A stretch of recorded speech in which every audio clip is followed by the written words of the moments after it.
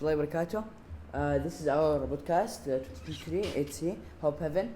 Today our special guest is Teacher Sufwe, and yalla. Teacher Sufwe, what do you think is the main cause of poverty?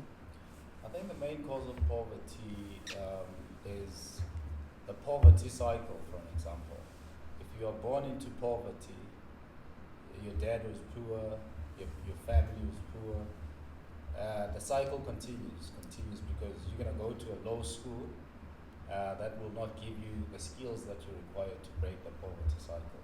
I think the lack of resources from the government to support the poor people, especially the schools, because with good education you can never starve, you can never be in poverty.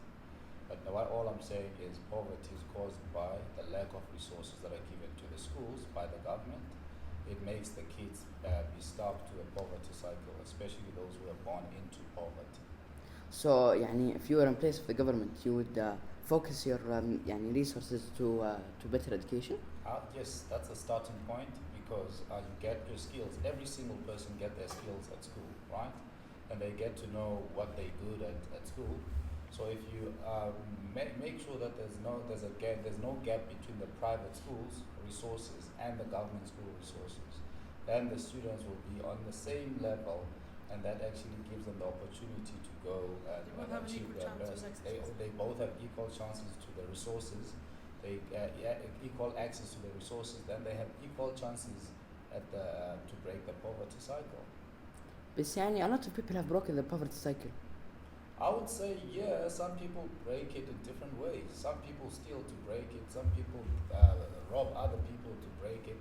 If they are in the government, they of course break the poverty cycle by taking the money via corruption and break their poverty cycle. But there are some people that I know that actually broke the poverty cycle by going to school, by working hard, by starting their own businesses. But it's a handful of those people. And once they break their poverty cycle, they don't actually go out there and teach people how they did it. They just keep it to themselves. They want to be the only ones at the top while everyone else is at the bottom. So sadly, that's the situation we're in. But how do you think that the viewers and us can help the people in poverty?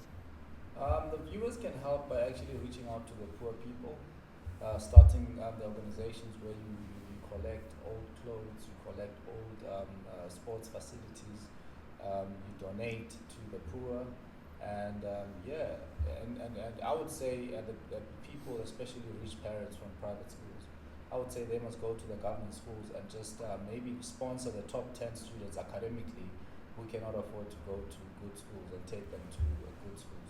In South Africa, there's a sports program where if they will go to every school and have sports trials. If, let's say, a student is from a poor community, is poor but he's good in cricket or good in rugby or good in football, they would take that student to a school that actually would enhance that talent in sports. So even though they cannot afford to go to that school, but based on what that program does, then it actually pays for their school fees, and it makes them be able to go and get the skills they needed to break the poverty cycle. Or they can get sponsored by big colleges.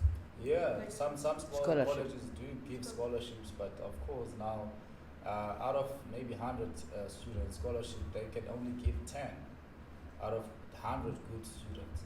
But if good people go out there and choose 10 kids each out of that 100, then we could have 100 kids getting equal opportunities as opposed to just 10 kids. طب يعني me as a viewer or as a watcher, should I donate a large amount to companies that will do it for me, or should I do it myself but I can't do a lot because then it's hassling? No, I would say find out if there's any organizations like that, and then you just donate whatever little you have, because it takes only one person to make a difference. But would you donate to these companies? Are they trustworthy? They should be trustworthy. That's why there are well-run companies that are registered. So you just have to look for legit companies that you can actually read the background of the company, go check, verify all the information before you donate, because now you'll never know with people today. They actually will open organizations and claim to have done 1, 2, 3, and 4, only to find out that you're taking that money to their pockets. So So it has to be a well-registered and well-run company, and you should have seen their work and got all their testimony from the people that have benefited from them. Since we don't have a lot of time, this will be the last question. Should we, as a company, a community, teach our children about poverty and the causes, or should we invest more into helping poverty? I would say teach them about how to create their own wealth, as opposed to teaching them about poverty. Because if you teach them about wealth, they will never experience poverty. Does it make sense?